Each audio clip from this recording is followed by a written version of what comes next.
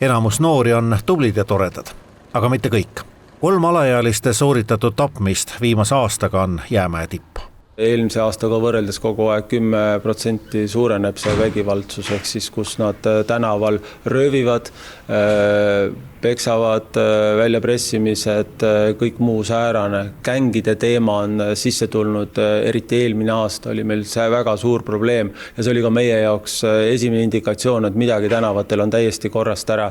Et alaealised said tänavatel kokku, moodustasid gruppe, tekkisid omad seadused, rünnati inimesi, sunniti röövima, sunniti teisi peksma, noad tulid käiku, juba ka relvad tulid käiku, õnneks küll mitte päris relvad, aga õhkrelvad ja stardipüstolid. Sotsiaalmeedial on oma mõju, nendib psühholoog, aga ei pane sellele täis süüd. Sotsiaalmeedia annab kiire dopamiinilaksu, mis toob kaasa impulsiivsuse ja vastutustunne kaob.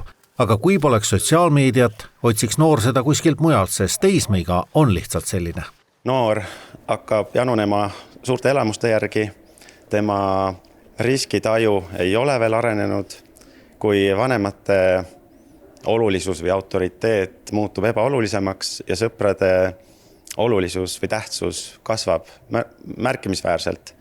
Ja see teatud juhtudel võib tähendada seda, et need noored justkui hakkavad ise üksteist kasvatama, aga arvestades seda, et nendel puudub veel vajalik elukogemus või küpsus, siis üksteisele toetumine, üksteise kasvatamine ei ole nende väärtuste järgi, mida me küpsete täiskasvanutena järgime.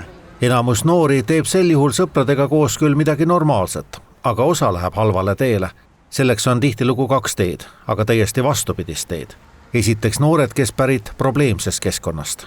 Me täna oleme riigis võtnud seisukoha, et me enam lapsi ei karista, aga me ei ole mõelnud selle peale, et kas meie sotsiaalprogrammid, kas meie lastekodud, kas need vastavad nendele ootustele, mida me tegelikult oleme sinna pannud.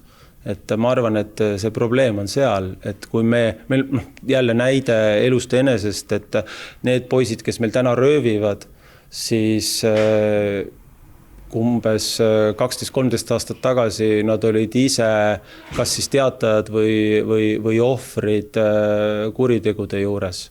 Ja nad on seal ära politseipatrullide poolt märgitud ja täna me näeme, näiteks LSV, et näeb, kuidas kodus toimub kaklus, nad näevad seda kõike pealt, nende kodukeskkond on selline nagu on ja lõpuks nad kasvavadki kurjategijateks, kui nad ei saa õigel ajal abi. Teiseks on aga paljud noored pätid korralikest peredest, kus aga lastele on jäetud liiga palju vabadust. Soovitus on mitte karta olla range vanem. Tal saab tekkida selline uskumus ja arvamus, et ta võibki kõike teha ilma piirideta ja keegi teda peatada ei saa. Siin on väga tähtsal kohal kindlasti see, et vanemad leiaksid seda jõudu ja kuskilt seda tuge ja ressurssi, et õppida lapsega suhtlema sellisel viisil, et nende sõna maksaks ja on teemasid, mis ei kuulu arutamisele ega vaidlemisele lapsega, vaid on asjad, mis lihtsalt peavad olema nii, nagu vanemad ütlevad, sellepärast, et vanemad ütlevad nii.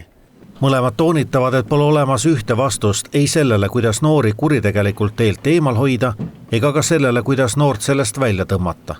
Aga esimene samm oleks ikkagi kogukonna, kooli, naabrite ja vanemate märkamine, et asjad on kellegagi halvasti minemas.